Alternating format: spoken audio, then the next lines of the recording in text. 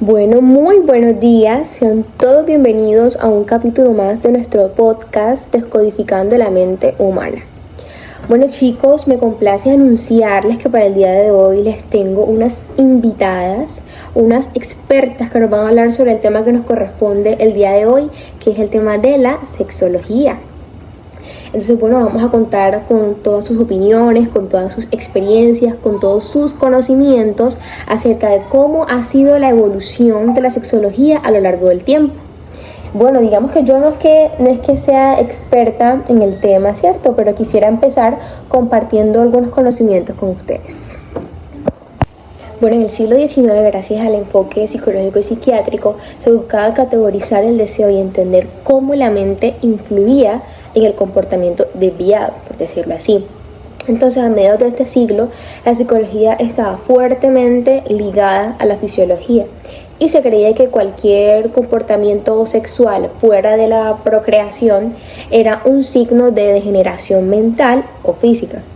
Entonces encontramos la teoría de la degeneración, que es propuesta por Benedict Morrell y sugería que las anomalías sexuales eran desviaciones hereditarias que empeoraban con cada generación. Y bueno, también encontramos el onanismo o la masturbación, que era vista como una epidemia médica. Bueno, no es sino hasta finales del siglo que surgen figuras clave que intentan entender la psicología detrás del acto sexual. Y estas figuras son Richard von Krafft-Ebing, quien clasificó las perversiones como el sadismo, el masoquismo y el fetichismo como enfermedades mentales. Por ahí también encontramos a Freud, quien rompe con la idea de que la sexualidad era solamente biológica o hereditaria. Y además introdujo el pensamiento revolucionario de que la pulsión sexual existe desde el nacimiento y se desarrolla por etapas. ¿Cuáles son esas etapas? Oral, anal y fálica. Y también con respecto a la mente inconsciente, propone que los conflictos psicológicos no resueltos en la infancia determinan la vida sexual adulta.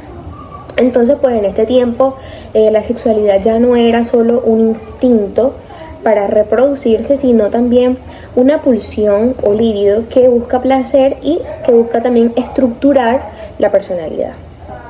Buenos días, mi nombre es Stephanie Perilla y en el día de hoy les estaré hablando un poquito sobre los eventos más importantes y relevantes que surgieron en la historia de la sexología. En este caso les estaré hablando desde 1940 a 1960. Para empezar tenemos que Alfred Kinsey, el cual fue un sexólogo muy reconocido, publicó dos obras importantes que sacudieron los cimientos de la sociedad. Tenemos como primer lugar el comportamiento sexual de los hombres, que fue en 1948, y el comportamiento sexual de la mujer, que fue en 1953. Ahora bien, se basó en la escala de Kinsey, el cual propuso un espectro de 0 al 6 y argumentó que todas las personas, o bueno, la mayoría de estas, se encuentran en algún punto intermedio.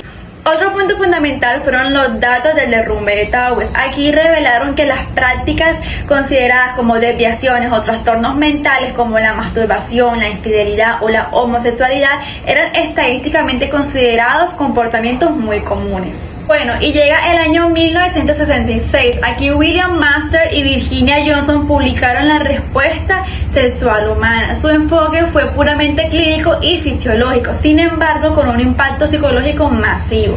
En primer lugar tenemos la mujer como ser sexual. Aquí sus estudios desmitificaron la sexualidad femenina, confirmando que la capacidad orgásmica de la mujer era igual o superior a la del hombre, lo cual impulsó la liberación sexual. Otro factor fundamental en esta fecha fue la aprobación de la píldora anticonceptiva, la cual cambió la psicología del deseo. Tenemos aquí la separación del sexo y reproducción. Por primera vez en la historia, el sexo pudo perseguirse puramente por el placer y conexión emocional, sin el miedo constante del embarazo. A partir de todo lo dicho anteriormente, podemos decir que la sexología de los 60 no ocurrió en el vacío, al contrario, fue alimentada por movimientos psicológicos y sociales como el movimiento hippie, el cual promovió el amor libre, desafiando a la psicología de la monogamia obligatoria y el feminismo de segunda ola.